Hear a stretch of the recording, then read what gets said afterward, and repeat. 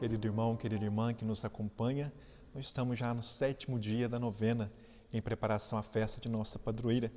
Então o caminho vai sendo feito, vamos conhecendo um pouquinho dessa história, dado que o tema principal são os 70 anos da proclamação do dogma da Assunção de Nossa Senhora.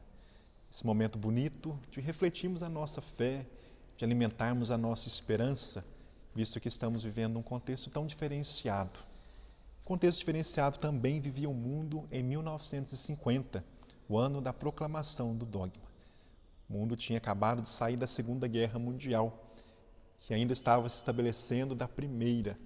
Então, alguns blocos econômicos dividiam o mundo. Então, o ser humano como que meio desacreditava de si, dada tantas confusões.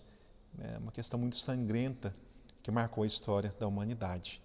Então, a Segunda Guerra também deu alguns mártires para a nossa igreja, São Maximiliano Kolbe, Santa Edith Stein, mas ceifou muitas vidas preciosas, tanta gente, por conta do ódio, por conta do rancor. Não vivi essa época, mas acredito, creio que também vocês pensem como eu, o mundo ficou enmarcado de sangue, marcado pela dor, pela descrença no próprio ser humano. A história do dogma é antiga e percorreu aí longo 16 séculos e perpassou muitas histórias na humanidade. Então, o ano de 1950, como eu disse, vivia esse final de Segunda Guerra Mundial, era um mundo dividido, na realidade, Brasil, a chegada da televisão, o triunfo do cinema no mundo. Então, foi um período de avanços tecnológicos e um período aí meio que de descrença na própria humanidade. Então, esse é o momento que marca o governo pastoral do Sumo Pontífice, o Papa Pio XII. E o dia 1º de novembro de 1950 foi o dia que acolheu, então, essa proclamação do dogma. E certamente, uma proclamação de um dogma, ainda mais que a humanidade pedia. Conta-se que o Papa recebeu mais de 20.000 petições do mundo todo para que esse dogma fosse de fato anunciado. Nós cremos nisso. Nós cremos que Deus age na história. E Maria é peça fundamental nessa história entre Deus e o homem. Não que ele precisasse dela, mas ele contou com ela. Então, Maria Assunta significa um grande sinal de esperança para a nossa humanidade. Se ela conseguiu, nós conseguiremos também, alcançaremos essa glória. É interessante nós olharmos, através das Escrituras, que o sim de Maria lhe rendeu dor e sofrimento. Não porque Deus gostasse do sofrimento, não que Deus nos goste de ver sofrer, mas a nossa história humana ela é marcada por alegrias e tristezas. E a de Maria não foi o contrário.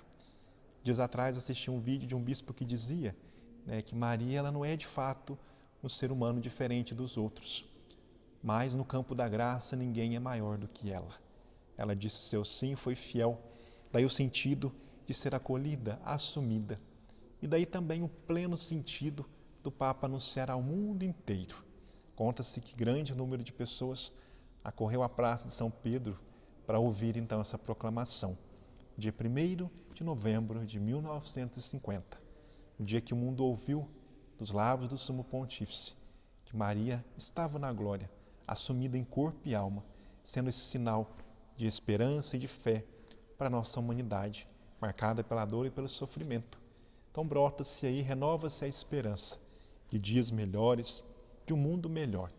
E nós vivendo hoje, no ano de 2020, essa realidade de pandemia, de tantas mortes, que nós possamos renovar, no exemplo da figura de Maria, a nossa esperança na ressurreição, a nossa esperança na cura, a nossa esperança em dias melhores.